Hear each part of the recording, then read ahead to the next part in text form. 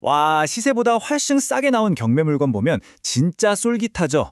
근데요, 그 가격표 뒤에는 낙찰받은 걸 땅을 치고 후회하게 만들 수 있는 아주 비싼 함정이 숨어 있는 경우가 정말 많습니다. 오늘 이 시간에는 바로 그 함정, 토지 별도 등기에 대해서 제대로 한번 파헤쳐 보겠습니다. 자, 여러분이 지금 경매 납정에 와 있다고 한번 상상해 보세요. 진짜 마음에 쏙 드는 아파트가 말도 안 되게 좋은 가격에 딱 나온 거예요. 망설일 이유가 없어 보이죠? 하지만 과연 그럴까요? 이 아파트를 낙찰받는 게 정말로 현명한 선택일지 오늘 이 핵심 질문에 대한 답을 저랑 같이 한번 찾아가 보시죠. 사실 이 모든 미스터리를 푸는 열쇠는요, 경매 서류에 떡하니 적혀 있는 딱 한 단어에 있습니다. 근데 많은 분들이 이걸 그냥 무심코 지나치거든요. 바로 토지 별도 등기입니다.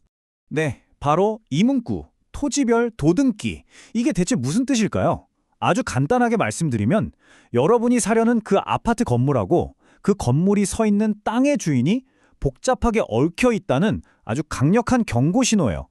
더 정확히는 이 땅에 건물과는 전혀 상관없는 별도의 빚, 즉 저당권이 걸려 있다는 뜻이죠. 이게 바로 모든 문제의 시작입니다. 자, 그럼 이 경매라는 무대 위에서 각자의 이익을 놓고 싸우게 될 3명의 주요 등장인물들을 소개해 드릴게요. 이 관계를 이해하는 게 정말 중요합니다. 먼저 좋은 가격의 집을 장만하고 싶은 당신, 바로 낙찰자가 있습니다. 그리고 그 집에는 법적으로 보증금을 보호받을 권리, 이걸 대항력이라고 하죠. 이 대항력을 가진 임차인이 살고 있고요. 마지막으로 아주 중요한 인물인데요. 건물에는 일절 관심 없고 오직 땅에 대해서만 돈 받을 권리가 있는 근저당권자가 있습니다. 이 세 사람의 이해관계가 어떻게 충돌하는지 한번 보시죠. 이제 가장 결정적인 부분입니다. 여러분이 낸 그 소중한 돈, 낙찰 대금이 과연 누구에게 어떻게 흘러가는지 그 돈의 흐름을 쭉 따라가 보면 이 함정이 어떻게 작동하는지 아주 명확하게 알 수 있습니다. 좋습니다. 여러분이 1억 원에 이 아파트를 성공적으로 낙찰받았다고 가정해 볼게요. 이제 법원은 이 1억 원을 빚을 받을 권리가 있는 사람들, 즉 채권자들에게 나눠주게 됩니다.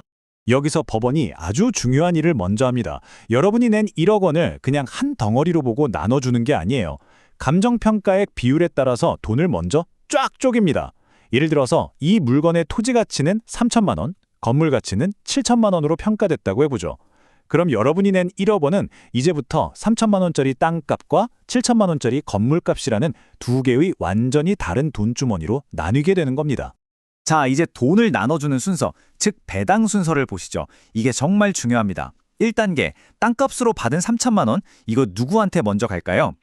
맞습니다. 바로 땅에만 권리가 있던 근저당권자에게 제일 먼저 지급됩니다. 임차인은 이 돈에 단 1원도 손을 댈 수가 없어요. 그리고 2단계, 임차인은 남은 돈, 그러니까 건물값인 7천만 원 안에서만 자기 보증금을 챙겨갈 수 있게 되는 거죠. 바로 이 지점에서 문제가 뻥 터집니다. 만약에 임차인의 보증금이 9천만 원이었다면 어떻게 될까요?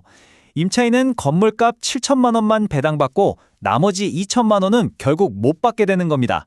이 못 받은 2천만 원이 바로 미배당 보증금이 되는 거죠. 그럼 임차인이 못 받은 이 2천만 원, 이거 그냥 공중으로 슝 사라지는 걸까요? 천만에요. 절대 아닙니다.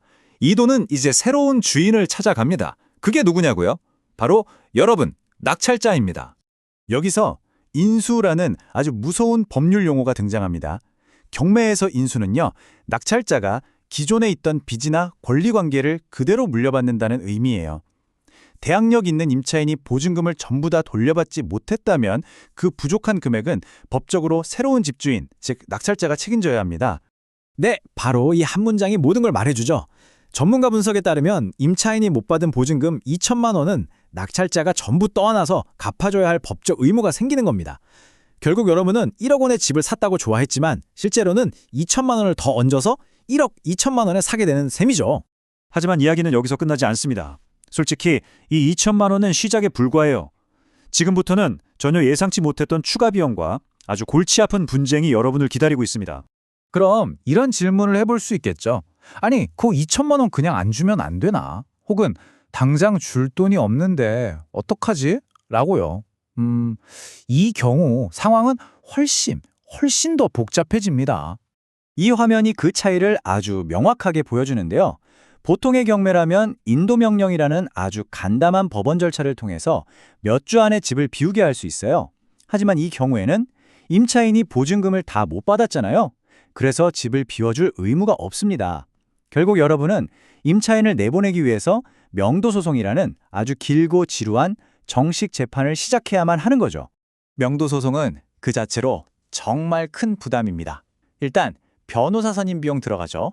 소송하는 몇 달 동안 낙찰대금 대출이자는 꼬박꼬박 쌓여가죠. 심지어 임차인이 버티면서 안 낸 관리비까지 여러분이 내야 할 수도 있어요. 무엇보다 가장 최악은 내 돈 주고 산 내 집에 들어가기까지 최소 6개월, 길면 1년 이상이 걸릴 수 있다는 겁니다. 그야말로 배보다 배꼽이 더 커지는 상황이 되는 거죠. 자, 그럼 이렇게 끔찍한 함정을 피할 방법은 없을까요? 당연히 있습니다. 이제 문제점에서 해결책으로 넘어가서 여러분 스스로를 보호할 수 있는 안전입찰 체크리스트를 한번 살펴보겠습니다.